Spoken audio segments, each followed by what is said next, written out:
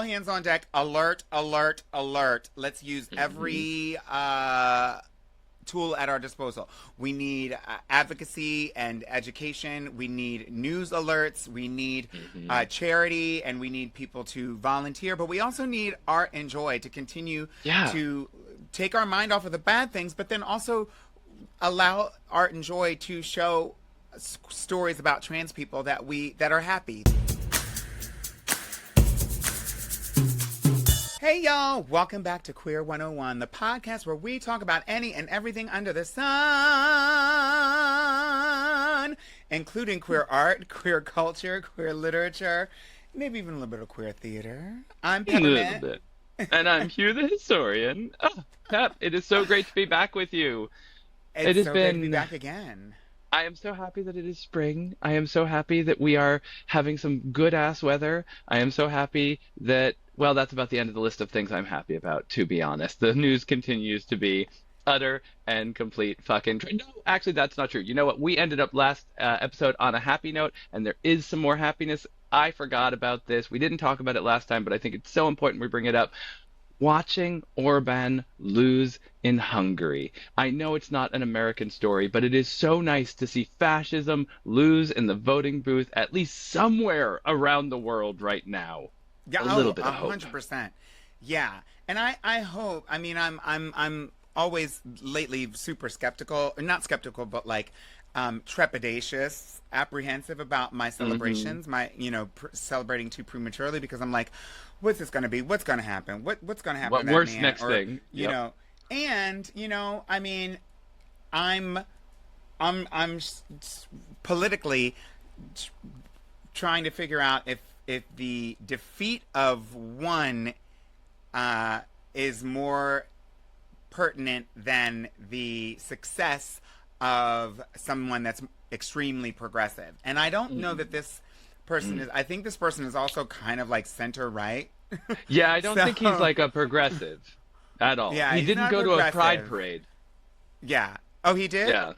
No, he didn't. He said that he was not going to go, but it was a neutral statement about not going. You know, it was a sort of like... means he actually might be pretty left-wing then, because he's not.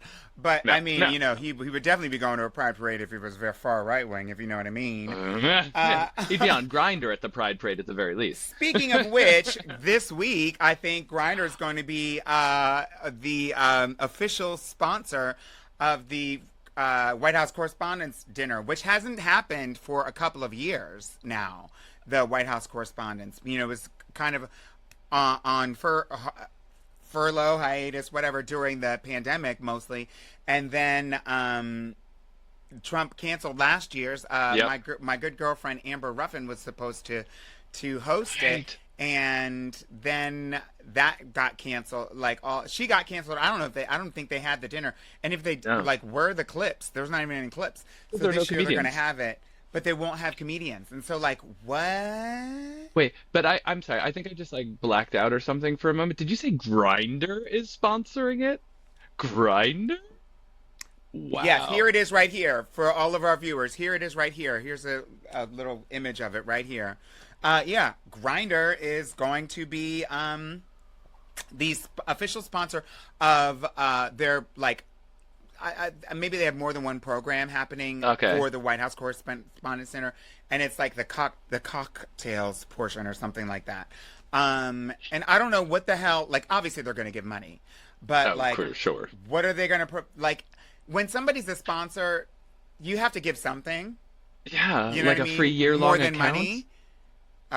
I mean, honestly, they were. I hear that they're not wearing no t-shirts. Blows out Grindr every single year. They're not wearing any t-shirts. Oh no, but they'll be on it. They'll be on it, all of them. Yeah, wow. And I might be canceling my Grindr account. Not that I'm that active on there, but they're not. They haven't been for the community in quite a moment. Oh no, in a long time. No, not at all. Next thing you know, they're going to be having ice ads on there or something. It's just ugh. Everything goes to shit. I mean, not that Grindr wasn't shit to begin with in a lot of ways, but this is a new low. Okay, wait, we went the wrong direction. We were talking about good news. But that was funny. That was funny. It wasn't funny. Good news, but it was funny news. Yeah. What else?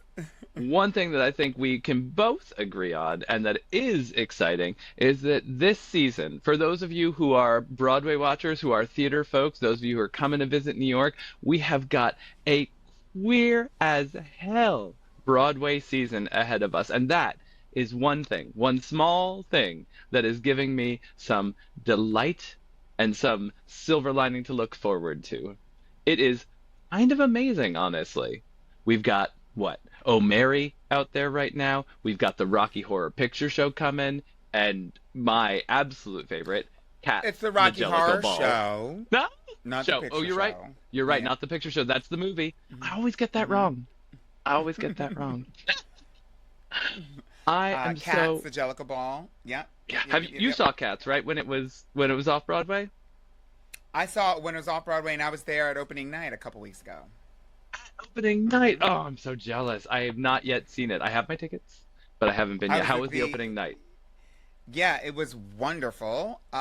It's when I'm going back again. I'm actually, let's see, what is it now? It's probably early May now. And Mm. so I am going to be in a couple of weeks going back and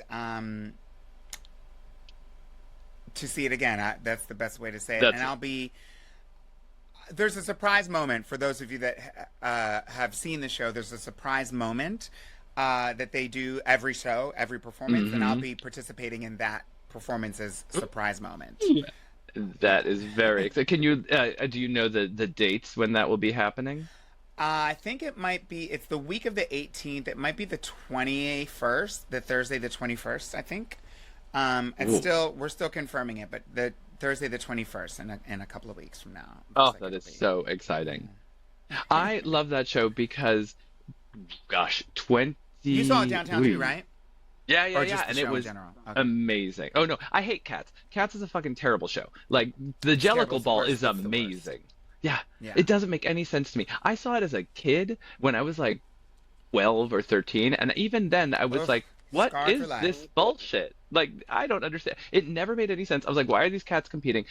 Making it into ballroom is the only time Cats has ever made sense. Well, since we're on Broadway, like, Cats, the original, is a book. It was like literally just a book of poems describing each poem was just about a different type of cat, like kind of a fictional type of cat too, but like just different types of cats. It's like this type of cat, that type of cat, and that's it.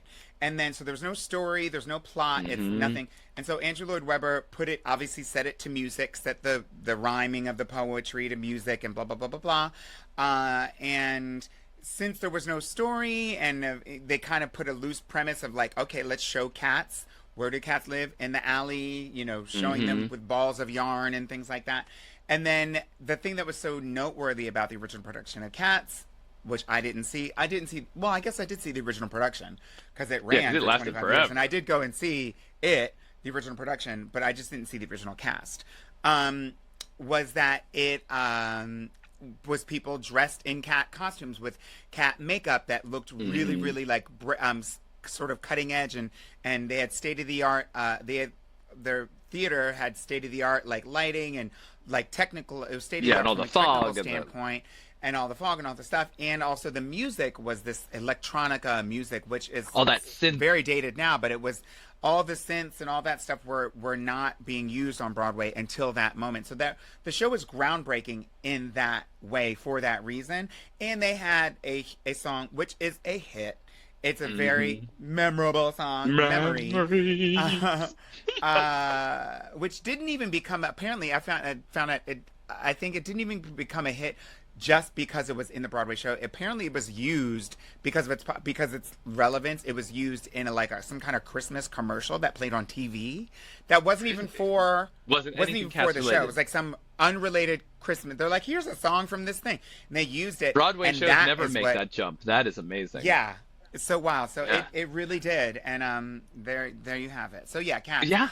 extreme, but the fact that it is now, like you said, it is set in the ballroom, as in like ballroom house, Voguing. voguing, Yeah. LGBT Because ballroom Andrew Lloyd Webber setting. made it a competition between those cats, which doesn't make any sense. Because I've never seen cats have a competition. but making it into a ballroom show makes so much sense.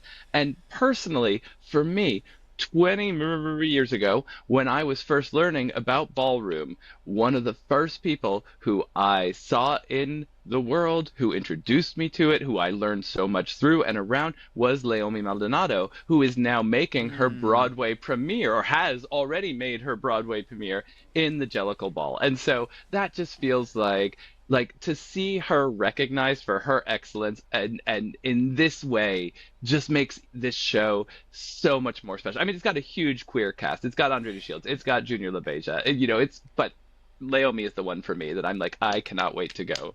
Absolutely. Leomi is fantastic in the show. She is right at home. She, that's the great thing. I mean, this is the cast of the show.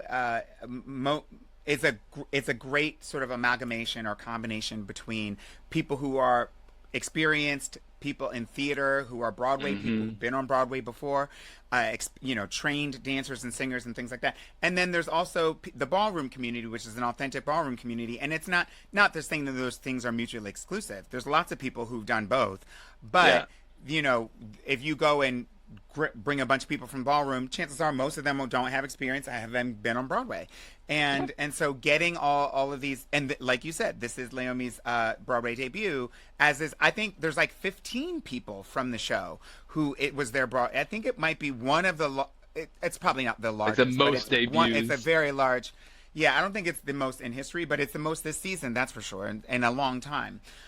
Anyway, so it's a lot of debuts, and it's the authentic world of ballroom, combined with the professionalism of the Broadway theater world coming together, which is wonderful. And the great thing about it is they're not just getting, I mean, maybe you could just get somebody who's like says that they've done a ball here or says that they went to Hmm. something here and they're Just a on the little show. These are nogging. people who are like top notch at the legends, the icons of the Hmm. ballroom scene, of which there are many, are here. But these people are known. These people are supported, and it's the story itself. The story, which there is a more tangible story now, feels it is set in the world of ballroom, and so it allows us to really celebrate these people and doing what they do best, but on a Broadway Hmm. stage. You know what I Yeah, mean? and it is And it feels amazing so to see great.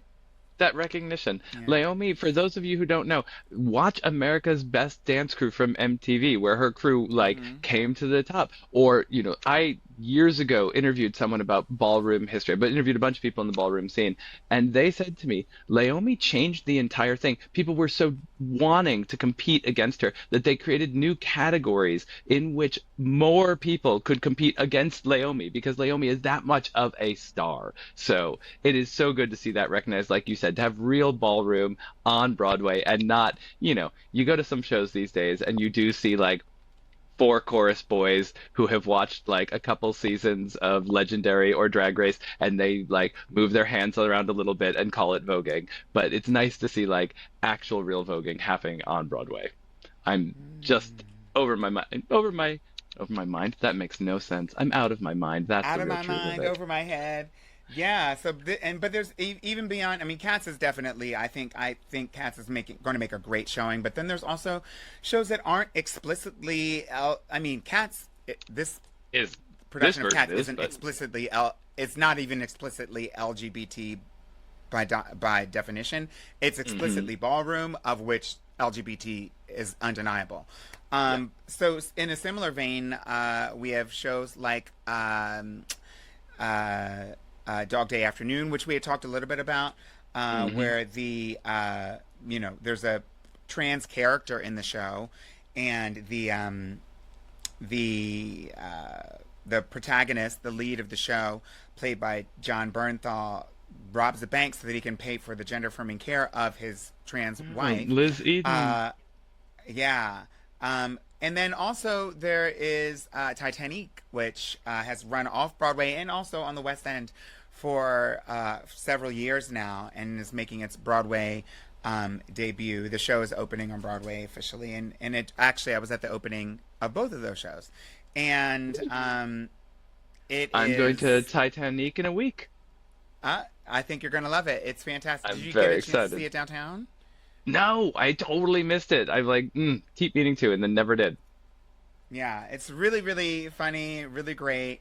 Has some of that downtown energy, which is great. That's what I always look for. Is like when I can see if I'm lucky or fortunate enough to see a show transfer from like Hmm. off Broadway to Broadway, wanting to see making sure that it, you know, downtown or whatever wherever it was before it came to Broadway, it was obviously so great that they said we have to take this to Broadway, right? You don't Yeah. take things to Broadway to like hope that they improve.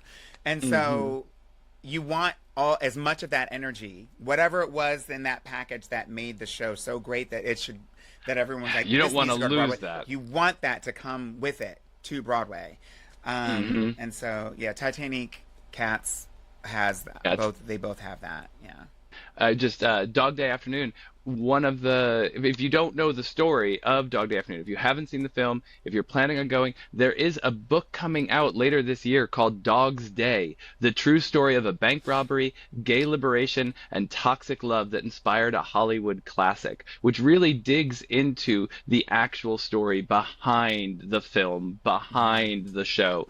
And yeah, that comes out in a couple of months. So if you're checking out the show, please check out the book as well. And I guess you could do that with cats too, but I don't know. Nobody really needs to buy cats. No one needs that. No one. No The one. poems, the book Yeah, of no one. poems. Nobody wants that. Nobody wants that. No, no, no. I don't know if Titanic Uh, was based on a book. I don't know. It's based on the film, right? I, I think I've heard about that one.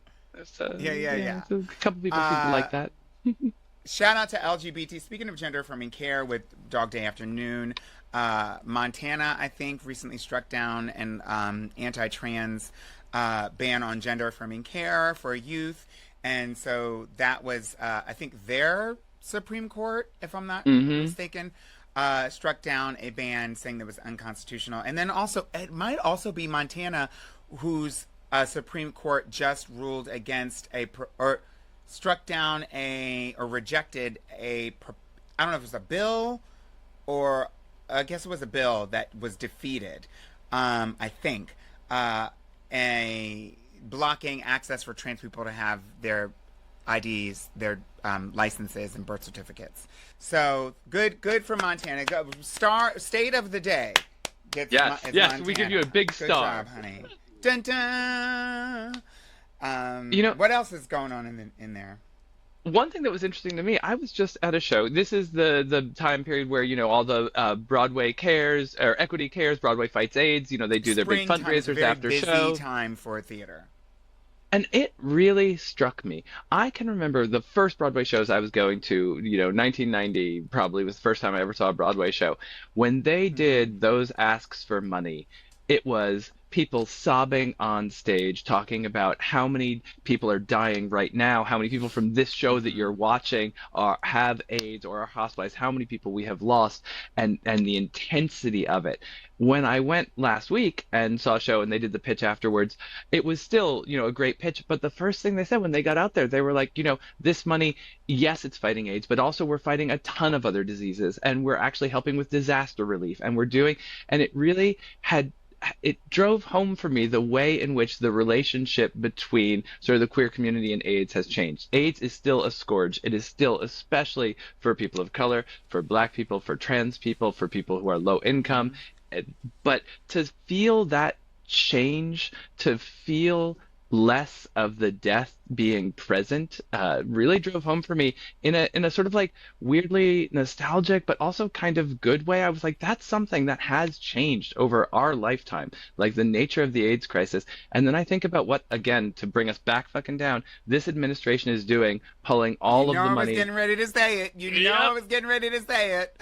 Yep, it's like everything they touch turns to shit, But that is another like I had this moment where I was like, well, it is nice to see for at least a moment this good sense of like, yeah, Well, actually, now we know it people, works. Now we yeah, know we it did works. put money into Knowing your it. status, getting tested, putting money into these programs works to drive down the, in this case, infection rates and rates of contracting HIV, and also the ability to treat and take care of quality of life. Hmm. Equity Fights AIDS is also geared towards quality of life. People who are don't have the ability to feed themselves or have, whatever they need to make it from day to day, like people's lived experiences.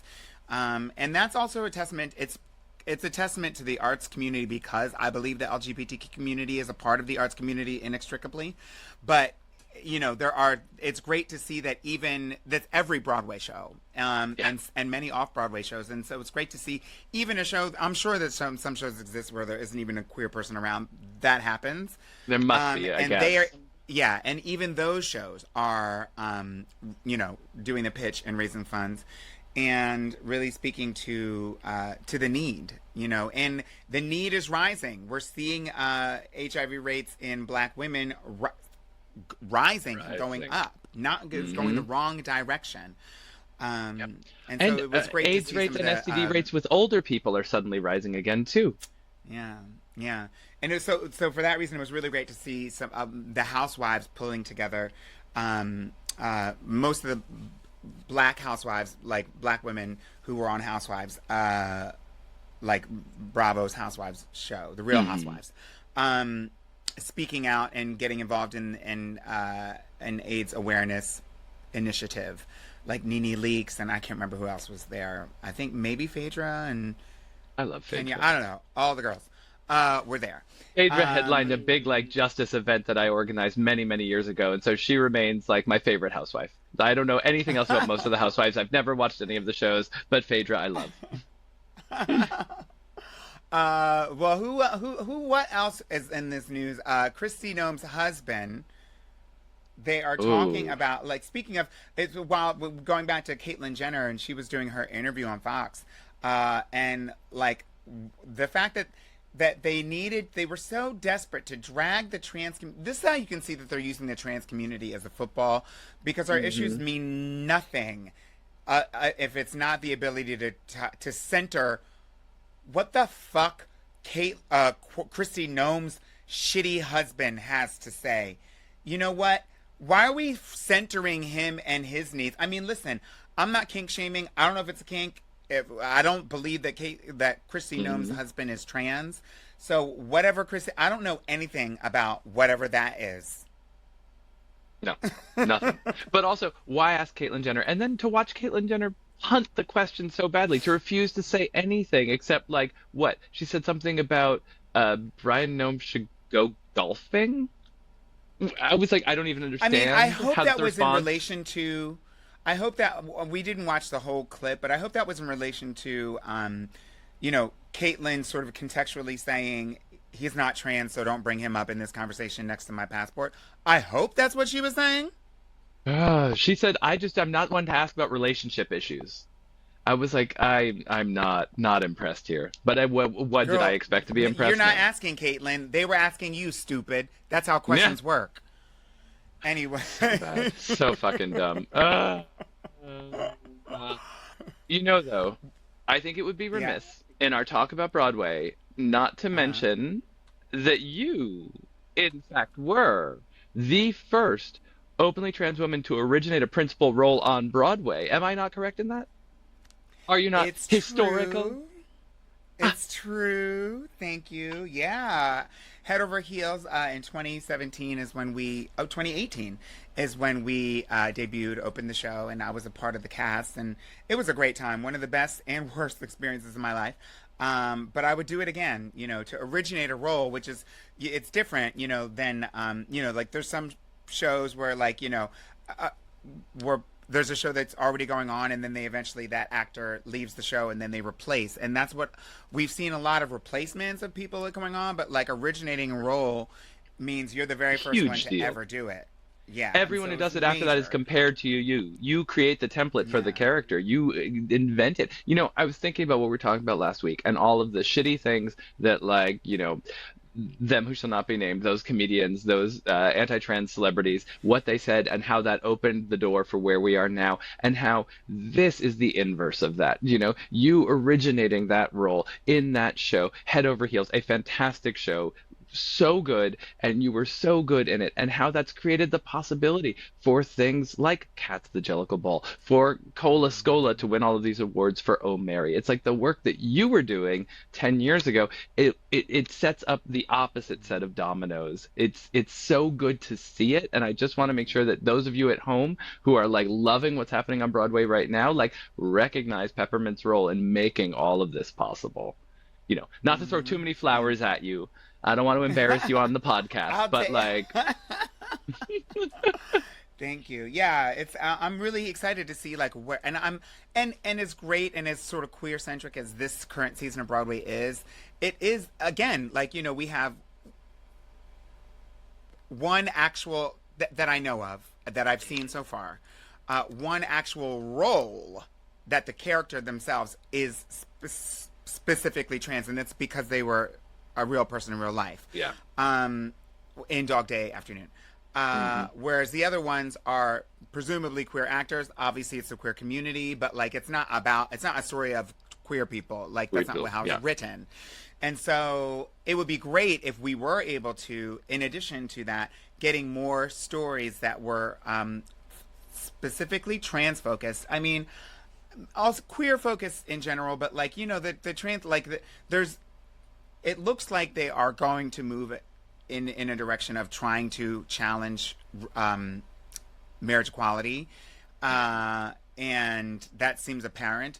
But I don't know that this is considering, if the Lemkin Institute is considering this a red flag towards genocide of gay people, but they are for trans people, and so all hands on deck. Alert! Alert! Alert! Let's use every tool at our disposal. We need advocacy and education. We need news alerts. We need charity, and we need people to volunteer. But we also need art and joy to continue to take our mind off of the bad things, but then also allow art and joy to show stories about trans people that are happy, that are real, that are happy, fun, that run the full gamut. Yeah. And that give roles for trans actors, right? Because how else are they going to get on Broadway?